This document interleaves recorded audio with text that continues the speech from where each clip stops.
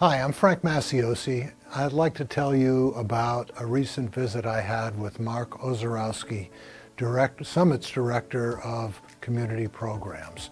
We met in the lobby of the fairly new community center. I say fairly new, it's been just about a year now. It was late May of 2019 when we had the ribbon cutting.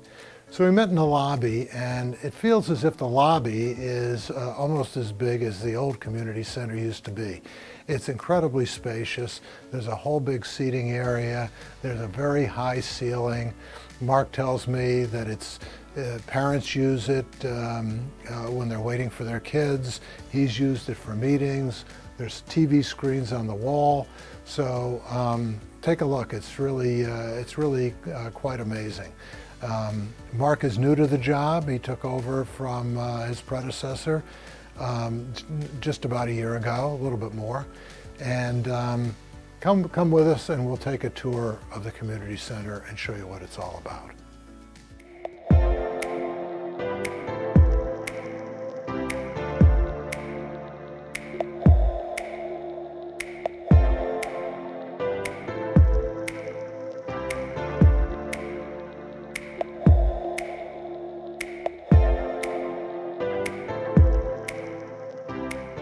I would say this is the crown jewel of this building. Frank, this is the Investors Bank gym. This gym is just top of the notch, state of the art, you name it. I mean, it's a high school sized basketball floor. Yeah. As you can see, we've got 6 fiberglass backboards, which is wonderful. We've got 2 scoreboards. We have a curtain in the middle that can separate the gym, so we can have multiple activities in here as well. We do basketball, we have badminton in here, we have pickleball, we have volleyball, we have indoor soccer. Basically any type of activity sport you can imagine, we're putting it in here. Now this would be a full court, right? Yep. Basketball game. Right.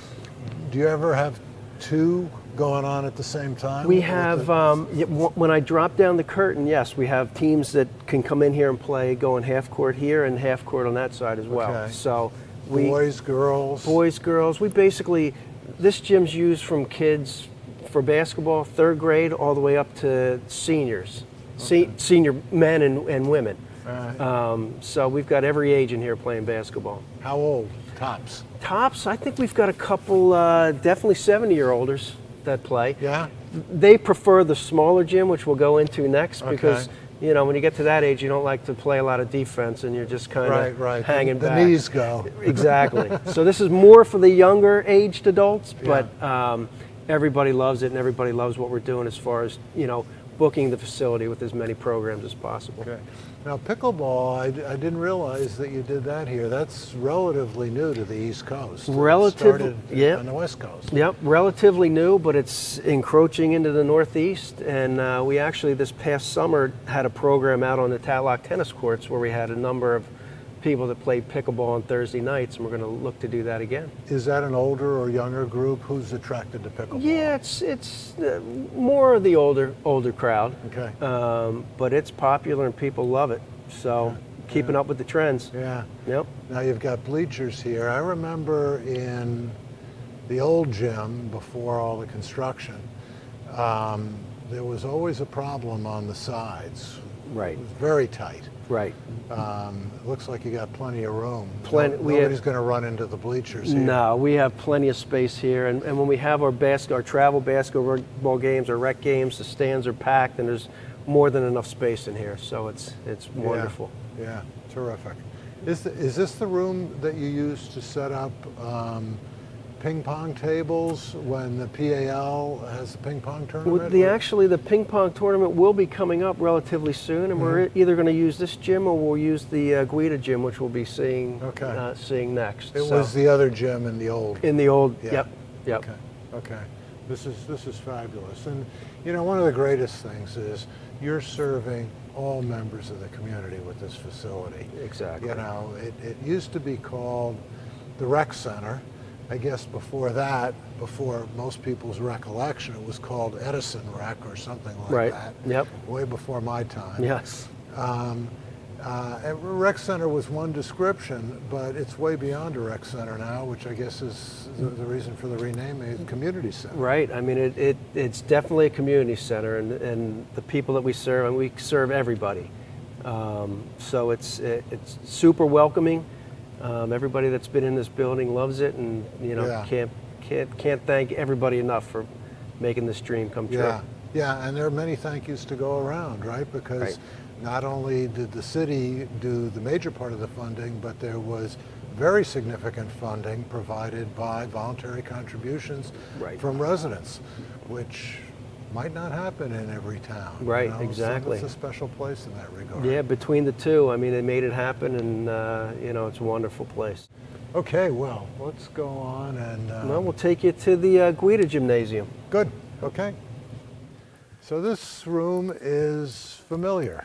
This is very familiar. This is the Guida Gymnasium. Yeah, named after? Named after Dom Guida, who was the recreation director here some 30, 35 years ago. Yep, yeah, just passed away a few years ago. Just passed away a few years ago. We named the gymnasium after him. Yep. And actually his grandson is working for us as well, David Guida, which is it's funny because people come in all the time and they say, "That gym's named after you, David?" And David has to say, "Haven't been here long enough for that." So, but yeah, this is the size of the gym. The floor has stayed the same in here.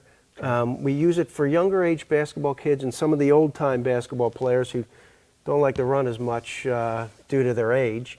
But it received a wonderful facelift. The new floor, we've got safety matting all the way across. We've got the new baskets. We've got a new sound system. We've got heat and air conditioning, which is unbelievable because if anybody remembers in the past, the old Guida Gymnasium had one heater, no air conditioning, and in the middle of winter, when we had programs in here, people had to wear their winter coats. Yeah, so I remember. I remember. What are the pipes? So the pipes, that is in case of a fire. Okay. So it's a Sprinkler suppression. system. Yep. Okay. Yep. Okay. And then we have sound system in here, which is great. We do a number of things in here as well. If we don't get out of here within the next 30 minutes, we're going to be run over by our after school program. Okay, good. So the kids come in here after school and they scream and yell and let off a lot of steam Monday through Friday, and it's great for them as well. Okay. Now, there are no bleachers here because there's no room for bleachers. Right. Just a row of chairs. I assume that most of the events here are not spectator events. Right. Okay. I mean, we do play some rec basketball games in here, but again, it's for our smaller, it's our third graders and fourth graders. Yep. So the gym is perfect for that age level.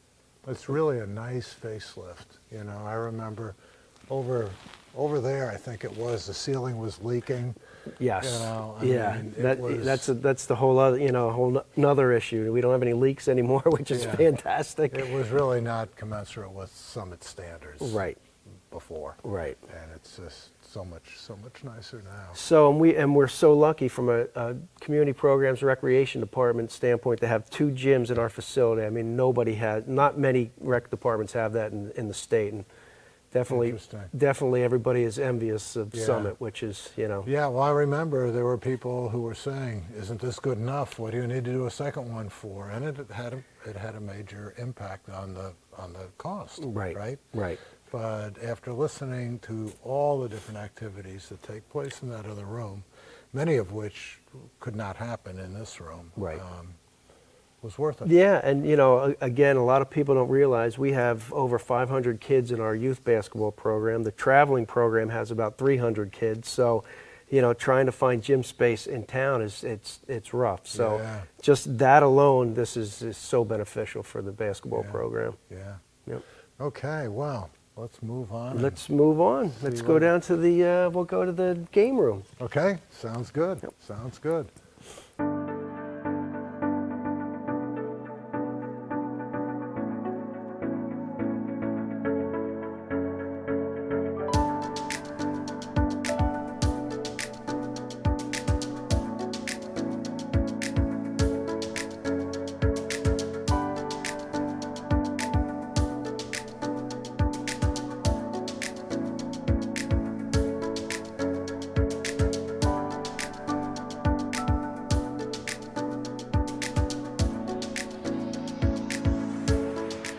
This is the senior wing of the building, but this specifically is the senior lounge. So we've got the card tables over here where the ladies come in and play mahjong, and So this is 2 rooms. two separate, kind of. two set. It can be used 2 different ways. Okay. 6 card tables. So mahjong's huge. The ladies come in here and play mahjong a couple days during the week. Gretchen, our senior coordinator, does a bunch of different programs. Bingo. She has guest speakers that come in, and they do it over here in that section of the building. And then we come into this half, which is just a beautiful room. This So is great. I love this room. We've got a number of books. We've got the fireplace, the TV, which will be working soon. We've got the couches.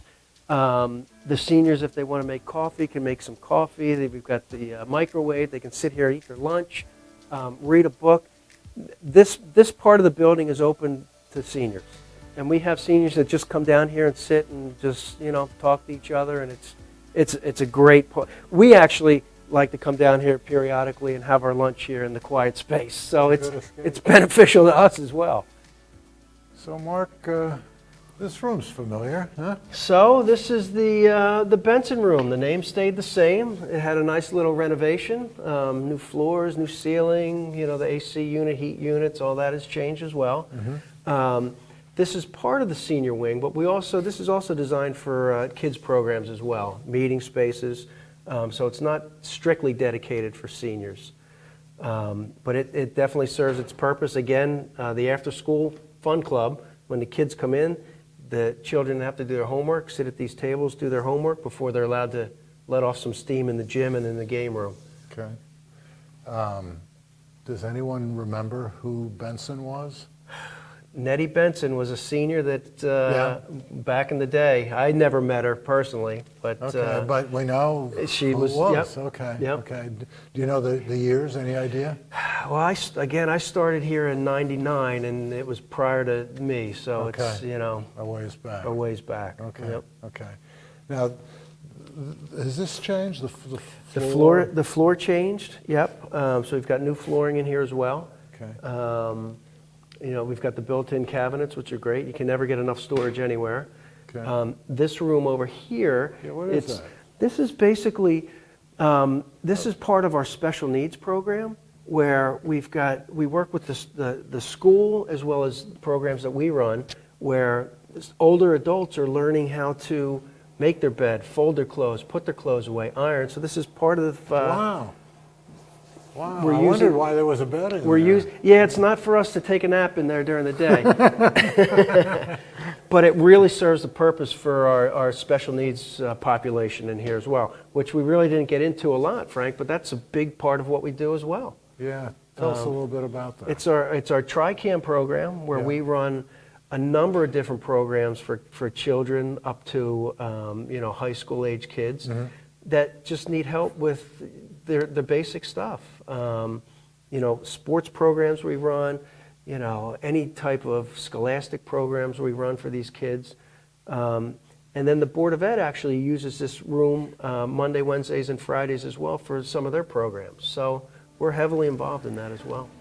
So this, if I'm not mistaken, is the kitchen. This huh? is the kitchen, and we've had some nice renovations to this kitchen as well. Prior to this building opening up, we did have a kitchen back here, but it wasn't as fancy and as nice as it is now.